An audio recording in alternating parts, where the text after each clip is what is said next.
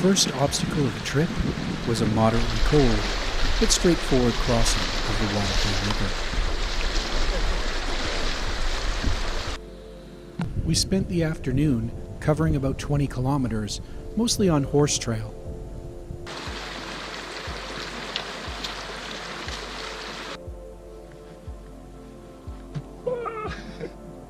By about 7 o'clock, we found a beautiful outfitters camp on a bluff overlooking the valley.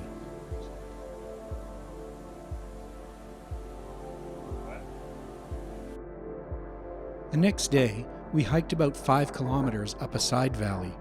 We hung up our gear and decided to go on a day hike up on the ridges above treeline.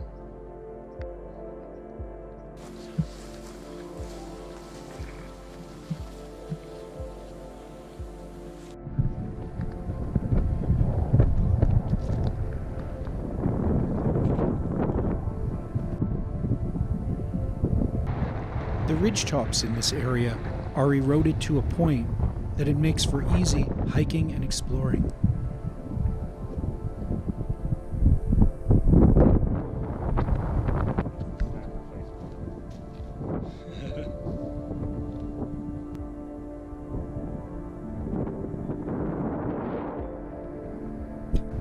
We descended down an open ridge, and upon arriving back at our gear, set up our camp for the evening.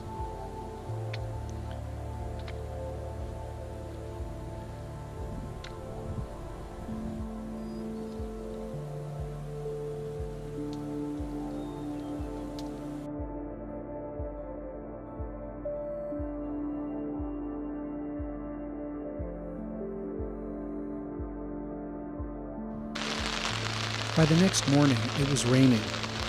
On and off rain was the weather pattern we would see for the next couple of days. Though we did get a few chances to dry out our gear. The next morning, we hiked in the rain, down our valley, and then up the next one. It offered a steady diet of wet willows and creek crossings.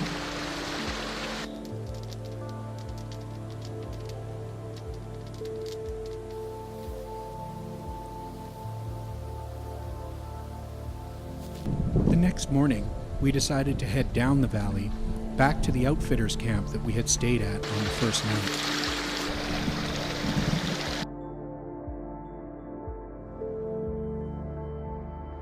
We decided to stay here for the last 2 nights of our trip. That allowed us to do a light gear day hike the following day.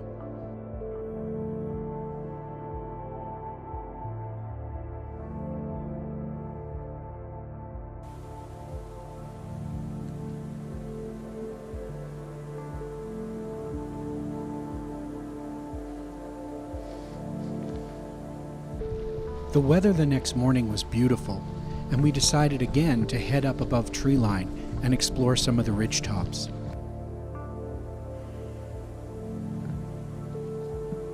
We spent the next few hours on the open slopes, working our way up, and up, and up.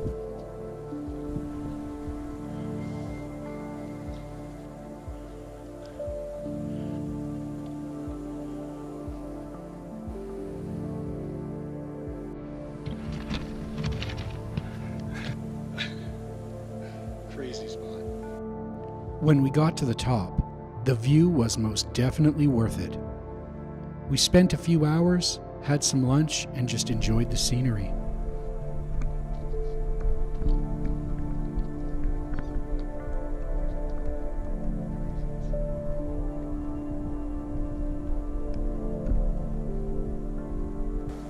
For the descent, we were able to follow an open ridge that brought us almost all the way back to our campsite.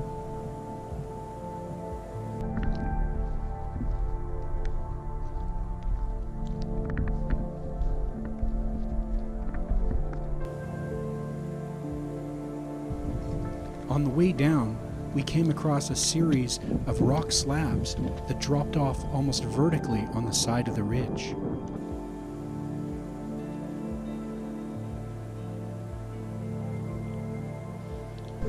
The next day, we completed our hike out, 20 kilometers of horse trail, followed by the opportunity for wet feet, with our final crossing of the Wild Hay River.